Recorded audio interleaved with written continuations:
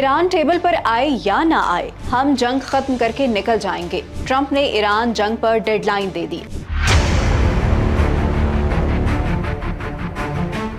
अमेरिकी सदर Donald Trump ने कहा है कि ईरान के साथ जारी कशीदगी जल्द खत्म हो सकती है और अमेरिका 2 से 3 हफ्तों में अपना मिशन मुकम्मल करके पीछे हट जाएगा, चाहे ईरान मुज़ाकरात करे या ना करे। मीडिया से गुफ्तगू में उन्होंने दावा किया कि अमेरिका ने ईरान को शदीद नुकसान पहुंचाया और अगर वाशिंगटन को यकीन हो गया कि एटमी खतरा खत्म हो चुका है तो वो बगैर किसी मुआहदे के भी जंग खत्म कर देगा। उनके मुताबिक मकसद सिर्फ एटमी प्रोग्राम को रोकना था, न कि रिजीम चेंज। ट्रंप ने कहा है कि ईरान में कुछ तब्दीलियां आई हैं और एक कम शिद्दत पसंद ग्रुप सामने आया है। ताहम अगर कोई डील ना भी हो तो अमेरिका को इसकी जरूरत नहीं, क्योंकि ईरान को ज्यादा जरूरत है। डोनाल्ड ट्रंप ने व्हाइट हाउस की सिक्योरिटी बढ़ाने का भी ऐलान किया, जबकि कहा कि आबनाए हुर्मुज़ को महफूज बनाया जा रहा है ताकि आलमी सतह पर तेल की तरसील मुतासिर ना हो।